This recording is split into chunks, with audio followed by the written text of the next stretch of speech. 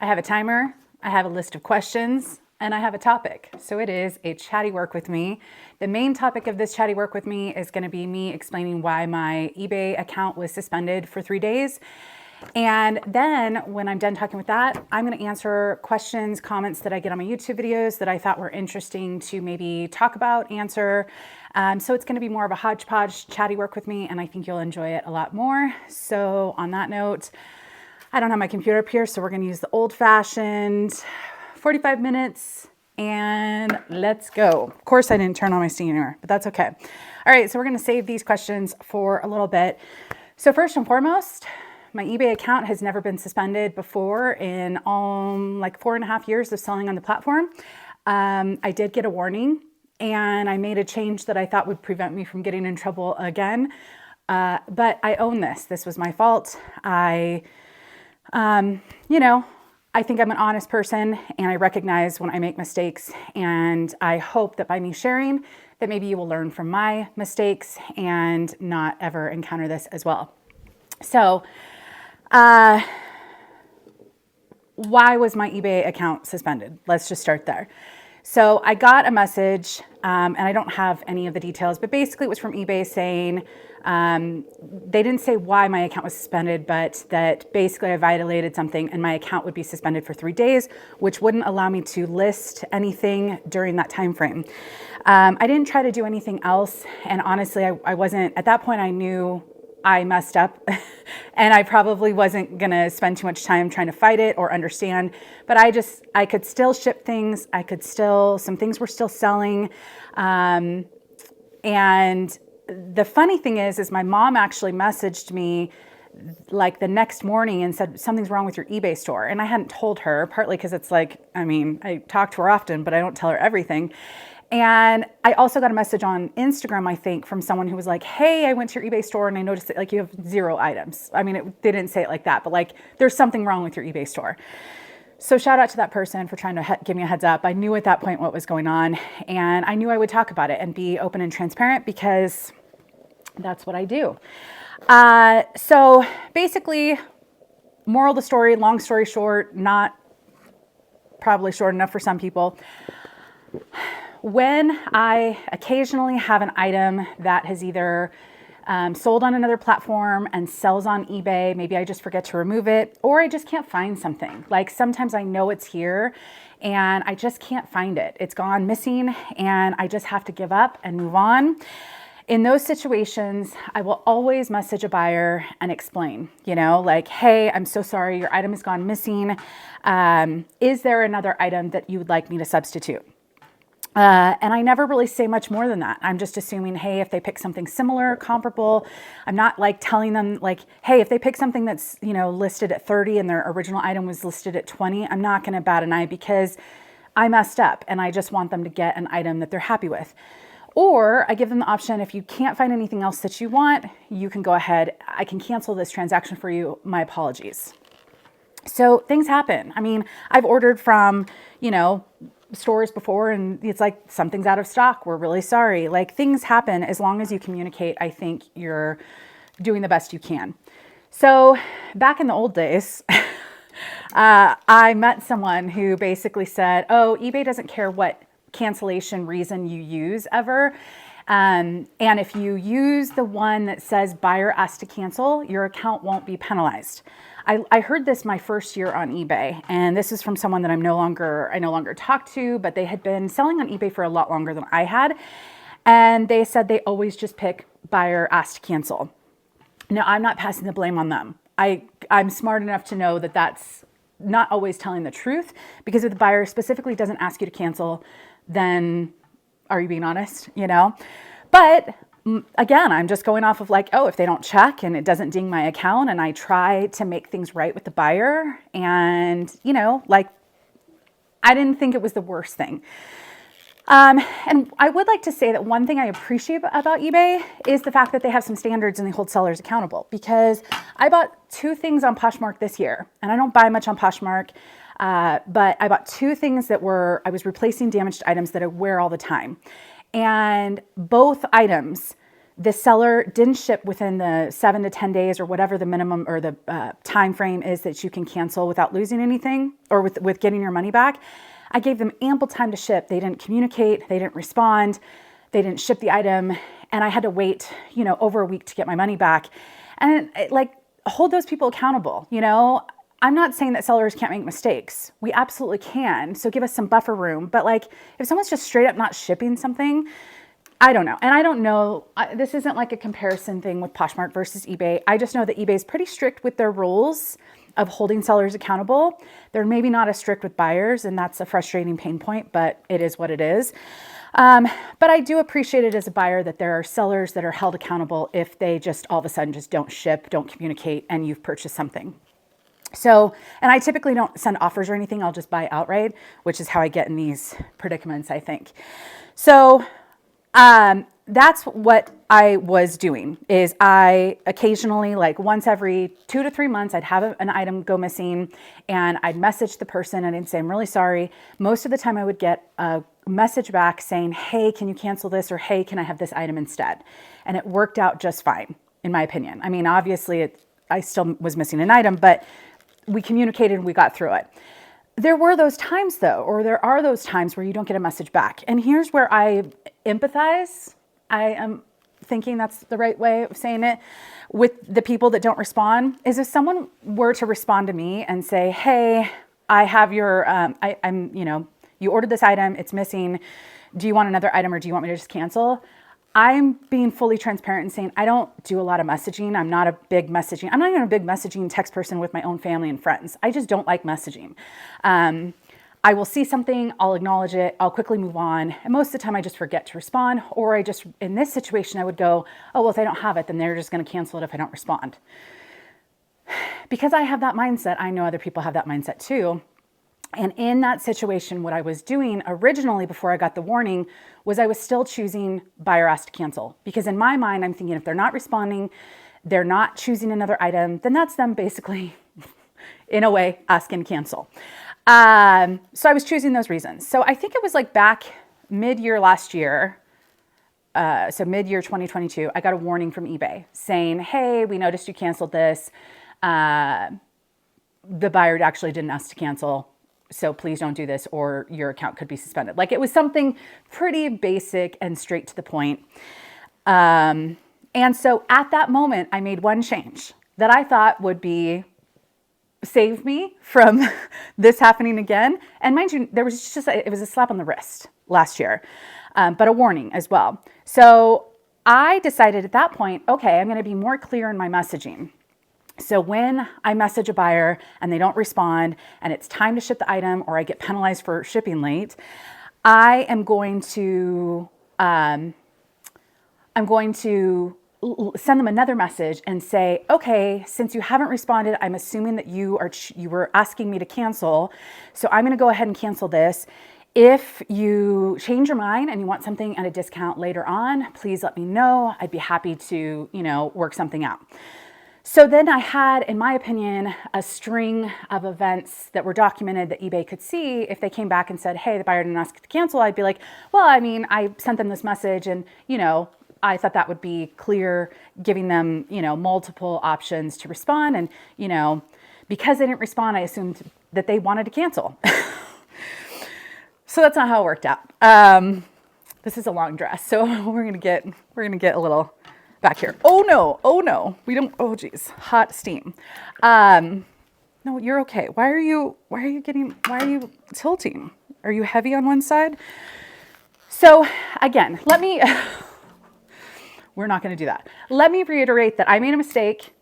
I was warned. I thought I was making it a little bit better. It wasn't good enough for eBay, and they suspended my account for 3 days. Frustrating, yes. This all happened a month ago, and I knew I was going to talk about it on a Chatty Work with me, and so I haven't even brought it up on Instagram or anything like that. The only person that knew was my mom, who was like, what's wrong with your eBay account? So, but I'm ashamed because I feel like I'm a pretty honest person and I don't think this was being malicious in any way. And just for anyone that doesn't sell on eBay, the more strikes or things against your account that you have going, you could lose your top rated status. So I'm a top rated seller. the more dings you have, whether it be shipping late, not shipping at all, not adding your tracking information on time, canceling for items that are like out of stock items, which is what they call it. The more dings you have, the more percentage basically you could lose your top rated or even above average status. And I don't know what that does. I've never lost my top rated status and gone to above average. I don't know if that means that you're going to be further in the search down or if people actually care. Like, I look at feedback and I have good feedback. And I try my best. So I don't know if that would really matter to buyers, if they would look at that, but either way, it is what it is. That's what happened. I took the 3 days. I did chat with eBay a couple times to like clarify, well, you can see my messages. And they're like, yeah, but they didn't specifically request you to cancel. So am I going to do anything different moving forward? Well, I'm trying to work on my inventory for that reason of like just having a better control of inventory. I think I've got a good inventory, but because I sell on Poshmark and eBay, and because sometimes you just forget to remove something, or just because something goes missing, like, again, human.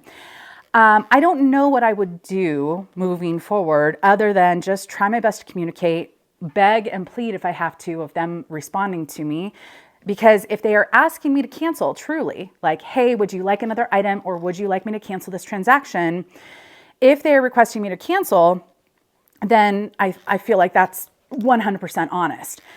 I did have a friend, or I do have a friend, Pam. Shout out to my friend Pam. I was hanging out with her a month ago, and she was saying she was having a hard time canceling something because the buyer asked for them to cancel or asked for her to cancel, but they didn't go through the eBay system of like, there's a proper way of doing it, not just messaging. And I think she was having a hard time with canceling. So I think they're getting stricter on this. And I don't knock eBay because there are a lot of sellers that just don't try to do the right thing. Like, in my opinion, I at least tried my best to communicate, was apologetic, tried to give them a couple options. That to me, like, in my opinion, there needs to be a different category of someone who just blatantly like cancels your order, no communication, no options, zero, versus a person who really tries to reach out, tries to make things right. How are they treated the same? How are they hit with like a negative, ding on your account the same? I know it's the same that the buyer doesn't get the item potentially. So again, both are at fault. But I feel like I would much rather have sellers use good communication when things go wrong as a better customer experience than just outright canceling. And so I feel like eBay should encourage that, and the penalization should be different from the two. But I know that's probably too much for me to ask, and it is what it is. Oh my gosh, why are you such a nightmare? I feel like I'm going to throw this. I'm going to throw this one in. This is a really adorable soft surroundings dress, but I feel like I'm going to put it in the dryer to get some of the wrinkles out, because for some reason this material is hard to get the wrinkles out. And viscose polyester, hand wash cold, lay flat to dry. I think I could just perk it up a little bit. I'll try, because I'm at this point. It's a hard one. It's a hard one to, I'm throwing that on my couch. I do a lot of throwing off my loft. It is what it is. All right, so that's what happened. Moving forward, I mean, I'm just really going to try and get a response from them. And, it is what it is. I still got stuff done during that 3 days, tried to get some stuff organized. I still was able to do some stuff on Poshmark. I still had sales on eBay, not many, but I still had some sales during that 3 days. So lesson learned, and hopefully it will make me a better seller, even more so, because again, I don't think I'm a terrible person. I think just things happen, and you really don't want to like have your account messed up that much. But I also appreciate that eBay does hold us accountable, even if it doesn't feel great at the time. So that's that. That is the main topic. But we're going to jump into questions. So these are all comments that I got on YouTube videos. I've just been trying to keep track of comments, questions that I think are interesting. And it's not really a video worthy by itself, but I thought that I would, talk about them here. Okay, so one person asked, how do I decide to get rid of an item that has been listed for a long time? So the last couple months, I've been trying to make some improvements in my inventory. I've been trying to clear out things that have been listed too long. And there is, maybe in another video, I'll explain why this is really important for me, because I think that there's a lot to talk about with that. And I want to have a little bit more variety talking points on this video. But basically, I have been trying to get my inventory down from, at its peak in the last 6 months, it was 1,600. I was mostly averaging about 1,500 active listings on eBay. And I've been trying to my best to get down to approximately 1,000, 1,050, because I changed my eBay store. And it's just a goal of mine to have better maintenance of my inventory for various reasons. So when I've been getting rid of stuff, like I donated, probably 250 things in the last month. And it's in almost 5 years of reselling. It's the first time I've really done a big purge. And we're talking stuff that I had listed for 2, 3, 4 years ago, stuff that someone gave me for free. And I'm like, oh, it's a listing and it's taking up space and, making things a little more unmanageable. And you can have a large inventory and have it be manageable. I think that, one thing I'm juggling right now is I don't like clutter. I like organization. I also, even though I do have some decent storage space, I also have occasionally things that go missing. And it's always a bummer when it's like a $10 item and you're like, man, I can't find this $10 item that I listed 4 years ago. So I just wanted to clean things up and also just be more on top of it, of having items that people actually want to buy in my store and in my Poshmark closet. And so that's, I think, what she's asking about is how do I decide what items? So typically age is going to be a factor and price is going to be a factor. So because real estate seems to be doing okay as another income stream and also keeping me busy, I'm listing a little bit less each day. So I'm trying to list items that maybe, my average sale price can go from $25 to $30 to maybe $35, $40 average sale price. So by doing that, by listing less items, but maybe picking up less of the, lower dollar items and picking up less items in general and focusing more on the items that I can list for $35, $40. And that to me is just going to help manage everything I've got going on. And so when I'm removing items that I'm pulling to donate, I'm really looking at how long has this been listed. I have some things that are $100 items that have been listed for 3 years. I'm okay holding on to that because it's just the right buyer. Like maybe it's a really unique vintage piece and maybe it has a lot of likes and watchers. I'm okay with holding on to stuff if I think that the value is there to hang on to. But if it's a $15 Free People plain basic top, extra small, and I've had it for 3 years and it's listed at $14 and it still hasn't sold for $14 or even gotten an offer, then why is it taking up space? And why is it in my store and in my closet? And I am a huge advocate for people selling all price points. My life changed when I became a part-time reseller again, and I'm trying to juggle a lot and I'm trying to have some organization and just manage things better. I'm just trying to improve. And I don't think there's, I don't think anyone's saying that there's anything wrong with this. I know that when I was a new reseller, I was always kind of annoyed when there were resellers that I would watch on YouTube who were like, ugh, I won't list that because it's not worth listing. And I'd be like, why isn't a $10 item not worth listing? And I would get frustrated. I'm not saying that's not worth listing. I think that you have to look at your own personal experience. And if you're going to be listing 15, 20 items a day on average, yeah, having a combination of the $10 items, the $20 items, the $30 items, a couple $100 items, mixing all of that in makes sense because you're trying to list high. I'm no longer trying to list high. I'm trying to list quality, minimize my quantity, and just be a little more organized and have some sanity, because reselling can get overwhelming if you don't put yourself in check every once in a while. Again, just for me. So that's what she's talking about. Some people don't want to hold on to something for 6 months. Some people will hold on to things for 6 years. Every reseller is different. Every personal space is different. And I think I waited quite some time before I did kind of a good cleanse of my inventory.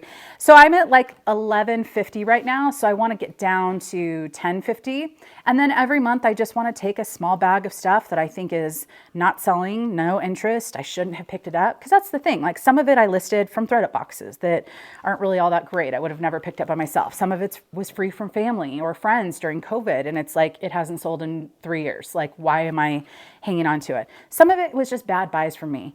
I think the bins is great. And this will go into the next one of my next questions. The bins is great. The biggest downside to the bins is you tend to buy things that maybe you get home and you're like, why did I buy this? Because it was cheap. And sometimes for me right now, I'm trying to not just buy things because they're cheap and I can get 10 or 15 bucks. I'm trying to be a little bit more, you know, trying to dial it in a little bit. So that goes into the next question. Someone asked if I had more bins tips. That they watched an old video of mine where I talked about like 10 tips for the Goodwill bins. And before I jump into the bins tips, I do just want to pause for the sponsor of today's video, which I love and have been loving all year. It's Earthbreeze. So one of the best changes I made this year with my reselling business and life in general was switching to Earthbreeze. You can see right here, I'm holding up the package. If you didn't hear me mention them a few months ago in a previous video, I've been using these all year and I'm never going back to the old-fashioned laundry detergent with those big plastic jugs because 91% of those laundry jugs end up in the landfill, which is not great. So 5 reasons I love Earthbreeze. These are powerful eco sheets and they kind of look like dryer sheets, but they're not. They're liquidless laundry detergent. I can't say that. That dissolves in hot or cold water. So here I'm putting it under some cold water and you can see it just starts breaking down super easy. They're very easy to use. I don't have to measure anything or think about it. I just throw one in the wash and it's great. They're also, the packaging is super compact. You can see how little space it takes up in my cabinet. And the packaging is also biodegradable and plastic free, which is wonderful. These are also delivered to my door, which makes it really convenient. And lastly, they're great for all laundry lifestyles, including sensitive skin. So when you're ready to make the switch as well, you can go to earthbreeze.com/COMMONTAGS to get started with 40% off. That's earthbreeze.com/COMMONTAGS for 40% off your subscription. It's 100% satisfaction guaranteed or your money back, so there really isn't a reason not to give it a try. And most important, it's tough on stains, it removes odor, so you can still get clean clothes every time. Here I am just showing you the packaging is just paper and it's super easy to use. So this has honestly been the best thing ever. Here I've got my clean clothes. I've been doing a couple loads a day with the sick pup, but yeah, I hope you give it a try. And thanks so much to Earthbreeze for sponsoring another video. All right, back to my steaming. Steaming is just the easiest thing for me to do and talk. So I appreciate you steaming with me. And if you're steaming with me, like really steaming with me, I hope you're enjoying it. And if you don't steam at all, that's okay.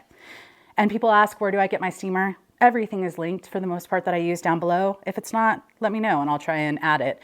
But I've been using the same steamer for 4 years, 0 issues, except I used the wrong water. That's on me. I'm imperfect. All right, so someone asked, do I have any new tips for the bins? It was an old video they were watching and they said, new tips, please. So I thought I'd just briefly touch on that. I don't even know what I said in that video. I'm sure I would probably agree with most of what I said in most of my older videos. I don't think my opinion has changed drastically. But how adorable is this? It's got little, what are you, geese? Are you little geese? Yeah. Oh, it's knitted and knotted. Who's Michelle Morin? Whatever. These are all going to be in an upcoming haul. So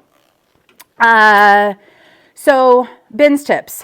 I don't know what I said in that video, but if you're new to reselling or if you're been a reseller for a long time and you just are now maybe considering going to the bins, maybe you're like me, you don't like live close to them, so it's kind of a hike. Maybe you've watched some horror story videos and they've scared you off. Whatever it is, I'm here to tell you the bins is not for everyone. I do think that people try it once and then they never go back. And I do think you need to try it a few times before you really give it like a solid yes or no, or even like a maybe yes and no. Because, you know, the first time can be overwhelming. You're just trying to figure out what the heck's going on. Every bins location, even in LA, is slightly different with slightly different rules and people and vibe. And So I do think giving it a shot a few times, maybe try out 2 different bins locations if you can, just to really give it a good chance. But I would say one of my biggest bins tips is don't go in with the mindset of it's only going to cost me $1. Now my bins is really averaging $2. For me, it averages about $2 per item. That's because I'll get some heavy coats at times, or I'll get shoes, or I'll get like light tank tops, and it all balances out to be approximately $2 per item. But if you go in with the mindset that, oh, it's cheap, so I'm going to grab it, and then your death pile starts building and building and building at home, that's where I think a lot of people can get into these really tough situations. And even if you're an experienced reseller, you probably get home from a haul and you're like, oh, why did I pick this up? And the bins, for me, I can't return. Some thrift stores that I go to, I can't return, but Goodwill, and not return, exchange. Goodwill does allow exchanges. So at least if I make a bad buy at a Goodwill, if I want, I can go and exchange it. But the bins, you're stuck with it. And those little purchases that were kind of bad buys, that adds up. So like if I have 5 bad buys at the bins and I got 20 items, or let's say 30 items in a couple hours, and 5 of them I shouldn't have got, that's $10 that I just kind of threw down the drain. Now, can I make it back by selling those things? Potentially, but the time to list, process, put in inventory, ship out, all of that, I think that you can see a lot of people at the bins that just have these wild, full, overflowing carts.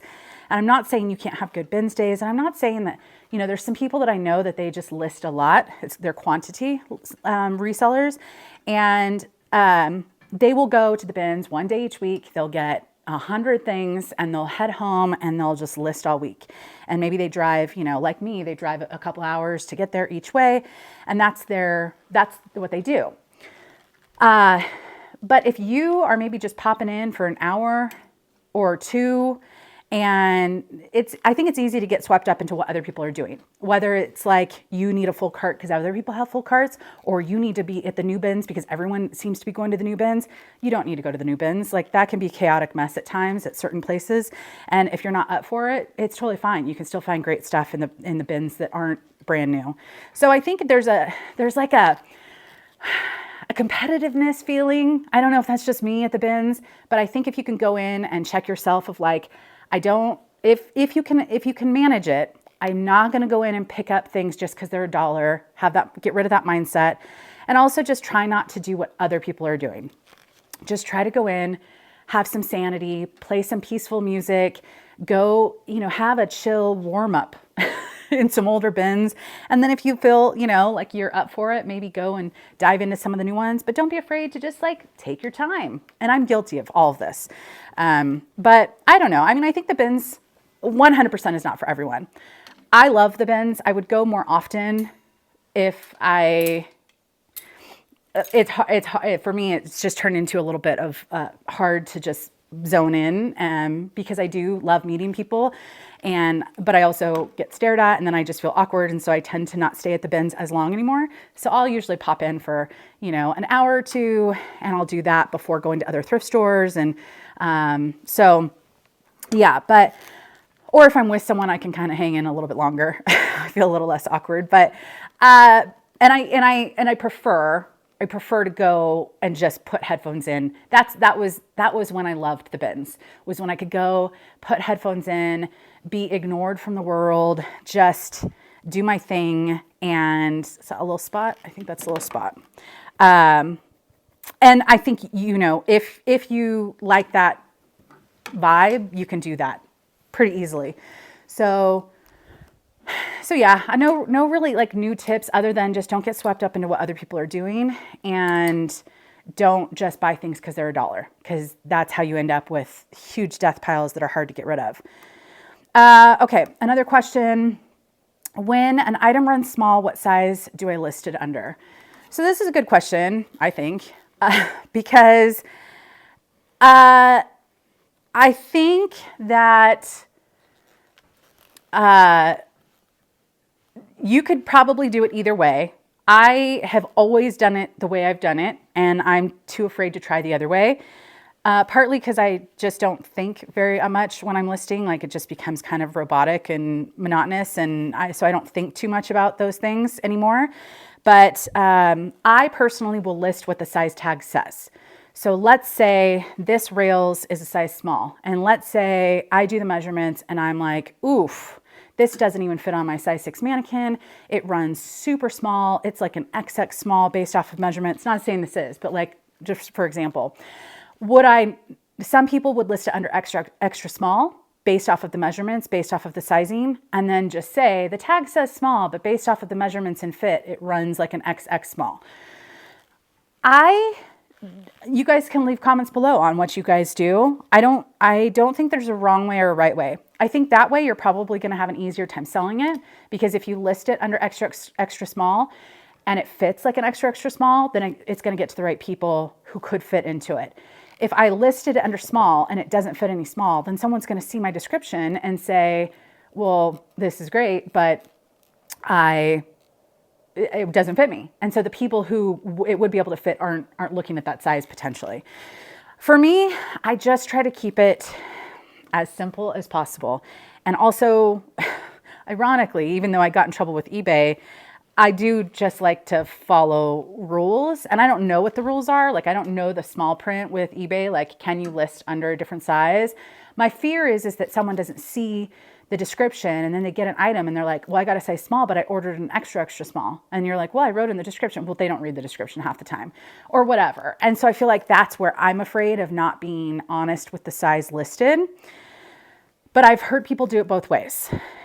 Do I occasionally sell things that run small and I list with the correct size and just say they run small? Yes. I think some people like me, I'll look at a variety of different sizes or you can use things like on eBay specifically, you can use the fit. And some people might fit by a larger size, but then they hit the slim fit. So they know it's probably going to run a little small or relax. So maybe it's a size small, but it could fit an XXL, like some Free People items. Then I'll use that fit on eBay to put relaxed. And so hopefully people can kind of filter that way. But in all honesty, if something is drastically off in sizing, like by more than a size,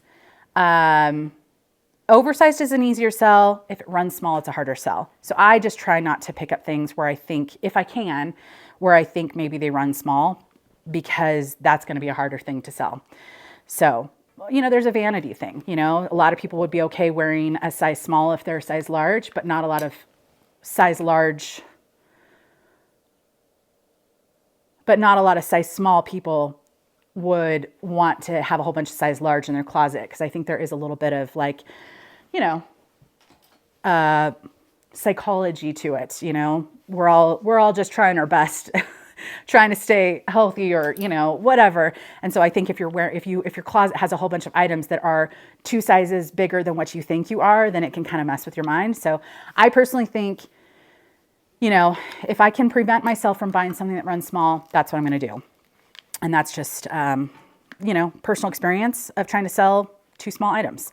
All right. What is the next question? Where can I buy your mannequin? Where can you buy a mannequin like mine? I don't know how I wrote that, but whatever. Someone's asking, how can you buy my mannequin? Again, I think everything's listed, or most of the stuff that I use is listed. I haven't updated that list, partly because I haven't bought really much new. The mannequin I've had for 4 years. This steamer I've had for 4 years. These lights I've had for 4.5 years. Most of the stuff I've been using as a reseller has pretty much stayed the same. So it'll be linked below. Hopefully the links work. This is, I like this mannequin personally because she moves, she twists, and not the bottom. She's not on like one of those little twisty guys on the bottom. So the actual body moves, not the pole. I don't know. So yeah, I have had no issues with that mannequin. Love it. Would buy it again in a heartbeat. Steamer. If I use the right water, I would have 0 issues, but it clogs up and I have to, run vinegar through it every once in a while. My lights, they're kind of falling apart in some spots, but they still work great. So like no complaints. So most of the stuff I wouldn't link it below if I didn't like it. All right. Next question. Free returns. Oh, so I did a video recently and I was talking about stuff. And one of them was about free returns and why I don't do free returns. And I mistakenly said that if you offer free returns, you also have to pay the return shipping.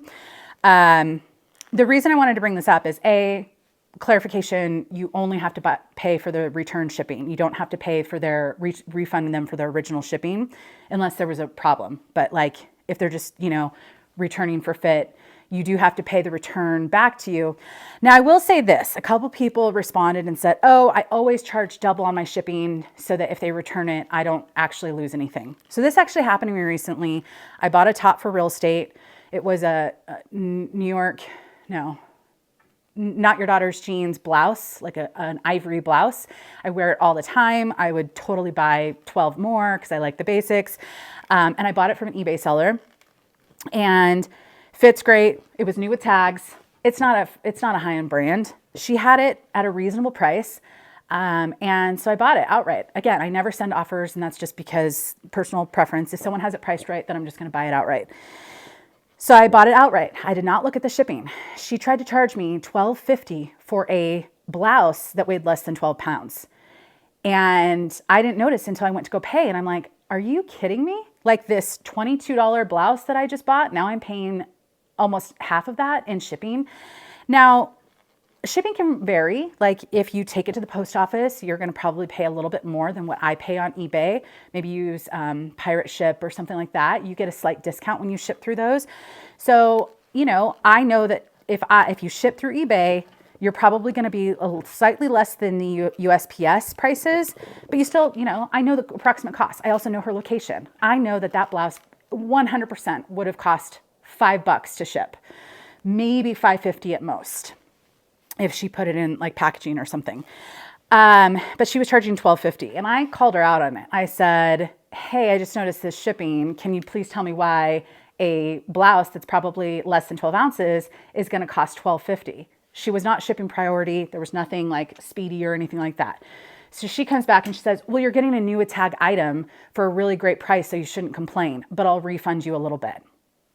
I did not leave her feedback, positive or negative, because I'm not going to go there. But honey, you need to chill. If you wanted to get more for your new with tags item, then list it for a higher dollar amount. But you had it listed. I bought it outright, full price.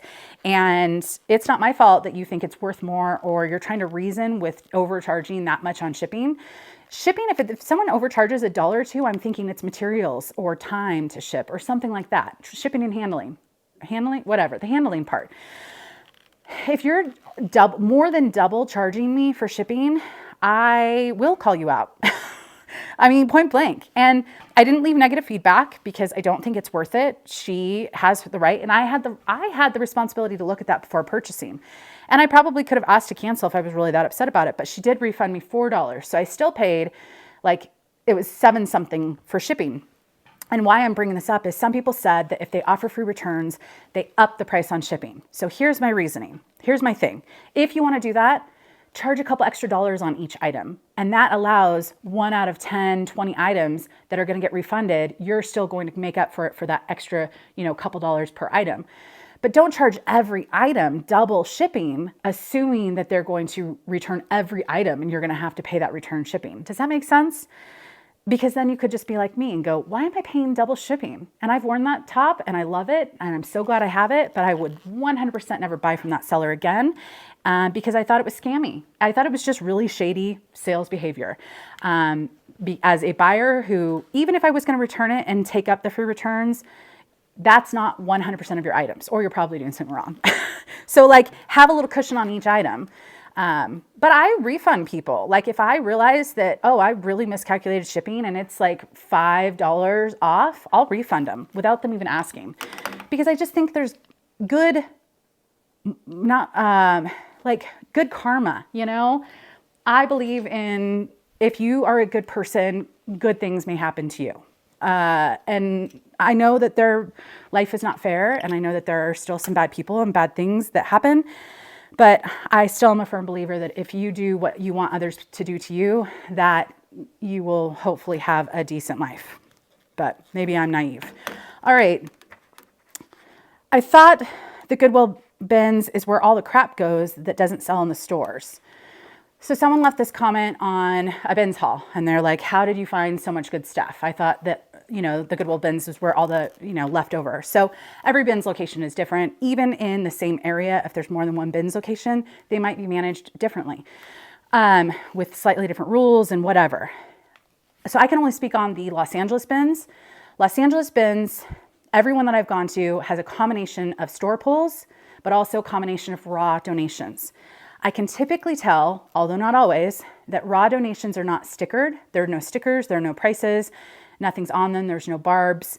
I can typically tell that those are raw donations. So I've gone into the bins sometimes and just seen a whole bunch of like, everything's priced.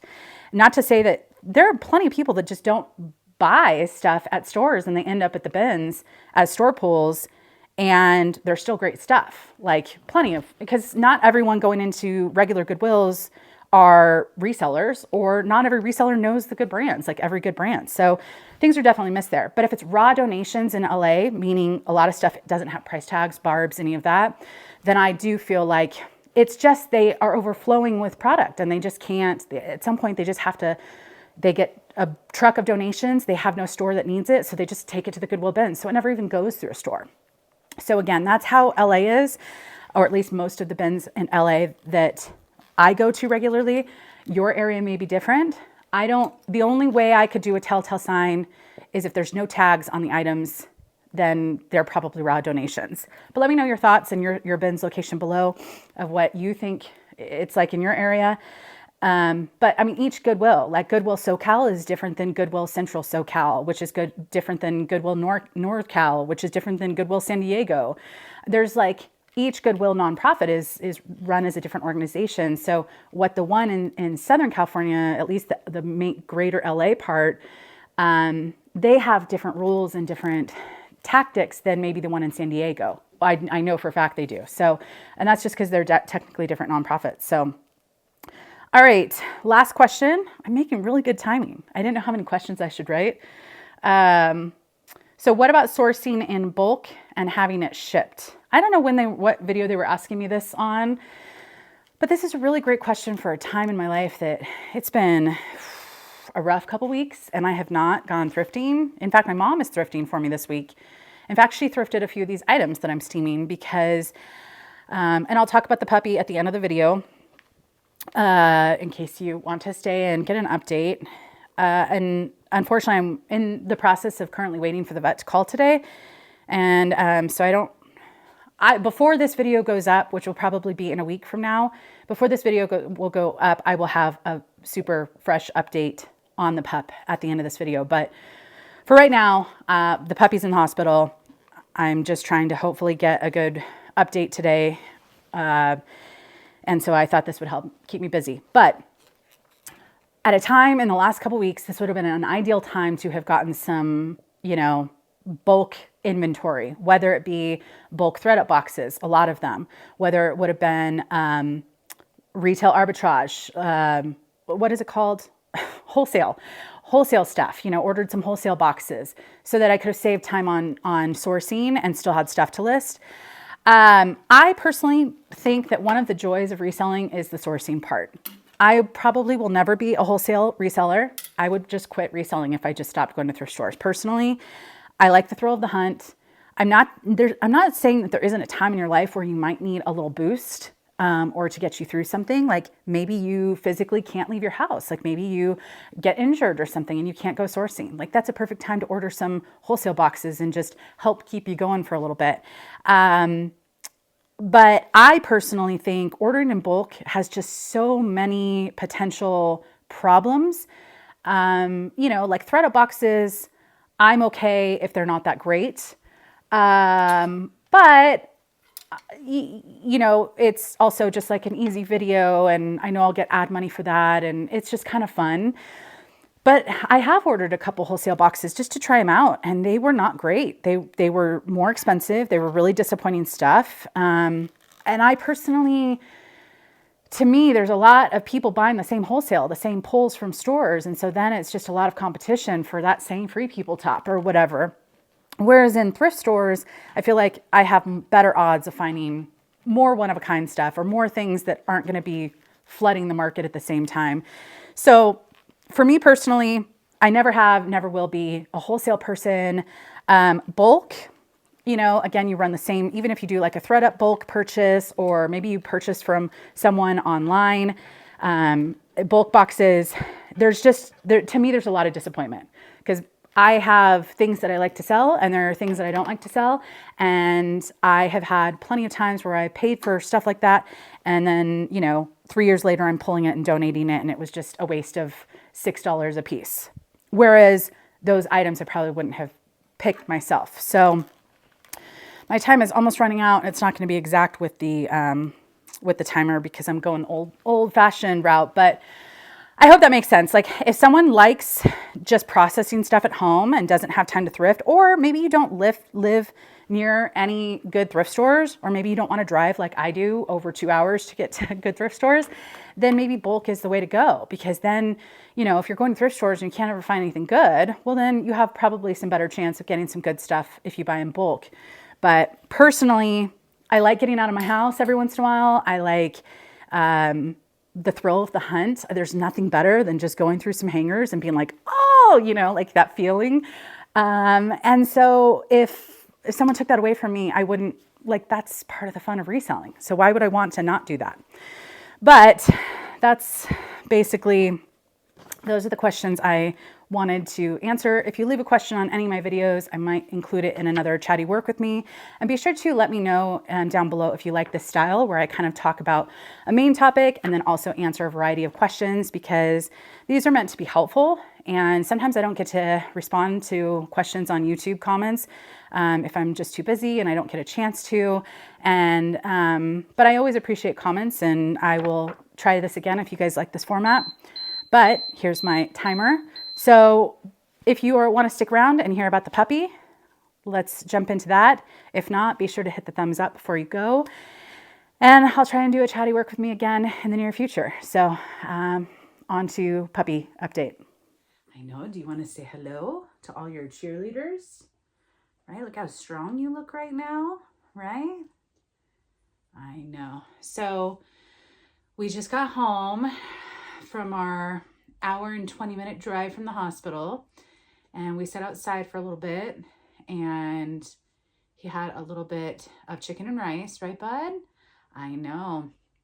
And this is a couple days after I filmed the Chatty Work with Me, so I was kind of hoping that there would be a positive update at some point before I finish this video. And fortunately, he's doing better. He still is sick. I think in an ideal world, he would have stayed another few days, but he was at the hospital for 6 full days. And while he's going to still be contagious with the 3 respiratory illnesses and parvo for a while, so I still need to keep the dogs separated, he is eating and drinking on his own. He doesn't have any of the vomiting or diarrhea, fingers crossed, anymore.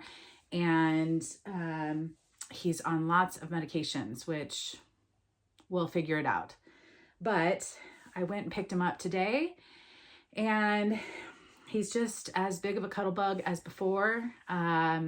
Even one of the vet techs that spent a lot of time with him said that every time she would let him out so he could kind of walk around and get a little exercise, he just wanted to sit in her lap, which is what he's been doing for me even when he had his good days. He's just kind of a cuddle bug, which is the opposite of Luna. She was never really a cuddle bug. So yeah, he's still pretty lethargic, but we moved around outside.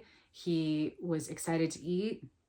And at this point, I'm just going to give him small bits of food and water every couple hours. He has medication twice a day, lots of medication twice a day. So I'll try my best with that. And hopefully his symptoms continue to get better.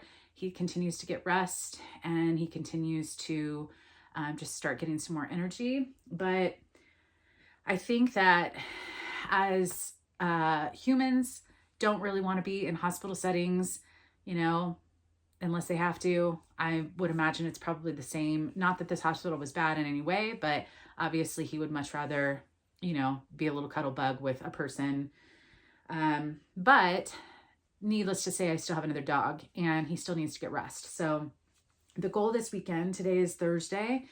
The goal this weekend, I do have to show a couple houses. I'm meeting a couple new buyers this weekend. Nothing like full day showings, just like 1 or 2 houses each. And hopefully I just get to be home most of the weekend, get some reselling work done, keep the dog separate and happy, and hopefully he continues to improve. So that's kind of the update with Soren. I went and saw him yesterday at the hospital. The vet called yesterday. So just for perspective, if you know Parvo or don't know Parvo, his white blood cell count 3 days ago dropped to 400. It's supposed to be between approximately 6,000 and 15,000 for a healthy dog. Now, Parvo is going to impact the white blood cell count, but 3 days ago when the vet called, she was not optimistic. He had no energy, almost couldn't lift his head. His white blood cell count was so low, like even low for Parvo, and they just didn't know if he was going to be able to pull through. And the next day, they called and retook his blood or retested his blood, and it had gone up to 800. Still very low for Parvo, still very low for a dog, but it had improved. And so her comment was, I want to give him another day and see if he can get over 1,000. And the next day he got up to 1,600. So he doubled each day for a couple days. And then yesterday she called and said, great news. His white blood cell count is 5,000. He doesn't seem to be showing any signs of vomiting or diarrhea, but he's still not really wanting to eat much.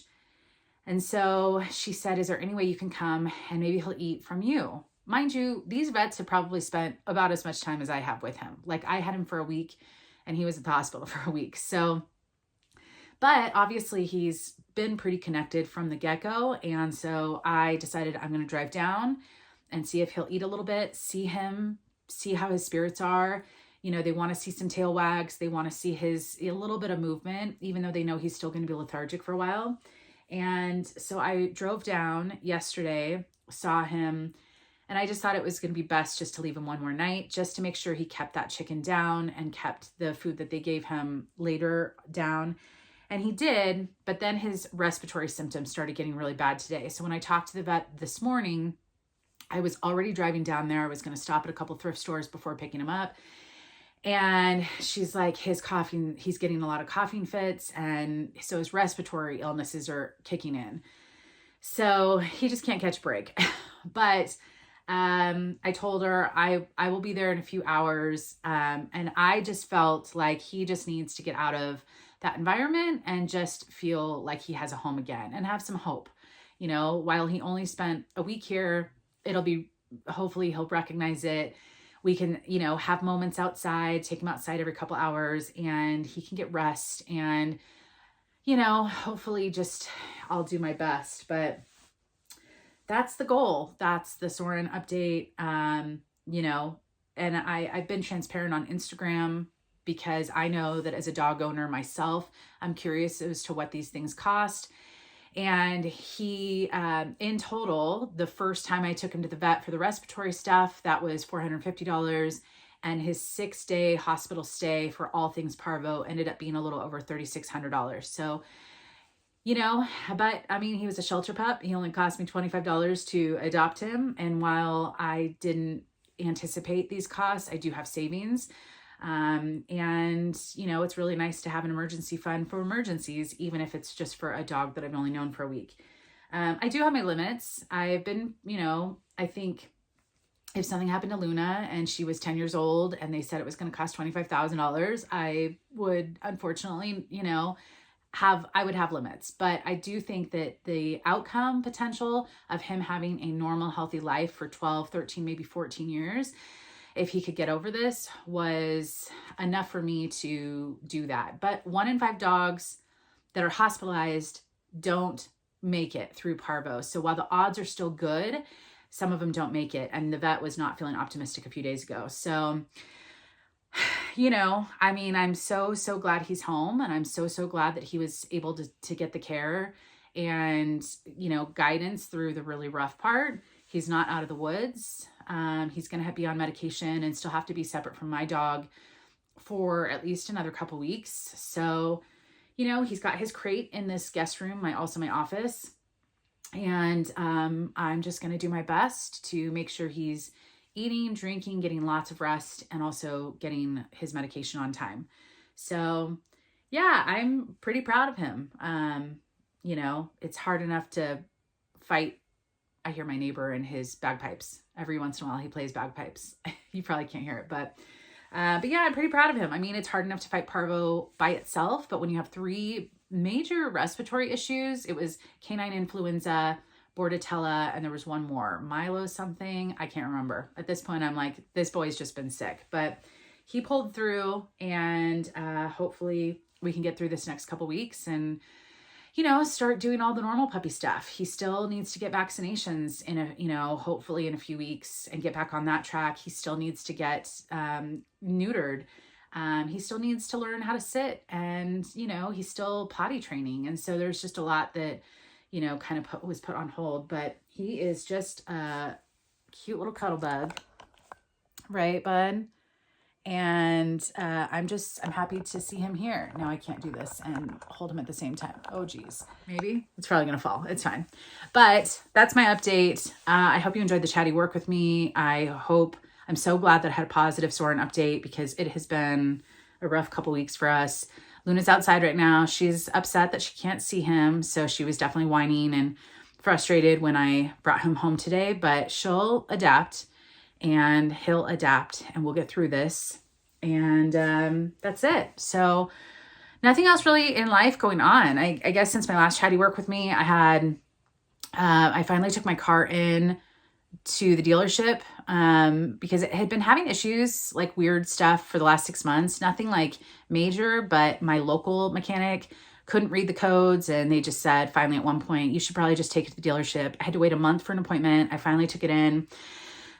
That was a couple significant things that cost me quite a bit. I have not spent anything on my Jeep, and it's a 2017. It's got 120,000 miles. It was due for a service, and I have not had any issues with it except some rodents chewed some wires. But other than that, it's been fine. But this time there was something called a TCM module that needed to be replaced. There was also a wheel something. Basically, there were like 3 or 4 things. It was a bill of like $4,000, and that hurt.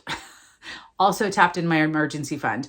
But I have an escrow closing next week for one house. I have a land escrow that's not going to pay much, but it'll probably be like, $600-700, but it is what it is. It's something. And my goal is, if I can get a few more real estate escrows going this spring, hopefully I can kind of put some more back in my emergency fund, put some towards my roof fund, and, just get through this little rocky month of expenses. But the car's running great, the pup's doing better, and life happens. So that's about it. I have been somewhat keeping up with reselling. It's been a little rocky the last couple weeks, so I'm looking forward to kind of having some stability with that. I think it's going to be a lot more like short thrift days as opposed to long bins days or anything too far. So expect some thrift hauls. My mom's been helping out a little bit. I stopped at a couple thrift stores the last couple days. So it'll kind of be a hodgepodge, but I'm just thankful for the flexibility that I have. And, hopefully this boy and that girl outside will get to play again soon. And I will for sure share all of that with you guys. But I've had so much support on Instagram and YouTube comments through this whole thing. So I appreciate everyone. And that's it. Be sure to check out Earth Breeze if you haven't yet. Love them. Be sure to hit the thumbs up for this little bud, little cuddle bug. And anything that you want to do, the best thing that you can do is just watch my YouTube videos. Every little bit counts. And while it's pennies for each view, that stuff adds up and it's very meaningful, and it's a free thing that you can do to help support us, because I am at a place where I can take care of these additional costs. And I'm just so glad to know that he is bouncing back slowly but surely. So I work hard for a reason, and it's just good to know that I could help this pup get out of the shelter. Also, some people asked if I communicated with the shelter. Yes, absolutely. I communicated with them every time I went to the vet and had an update.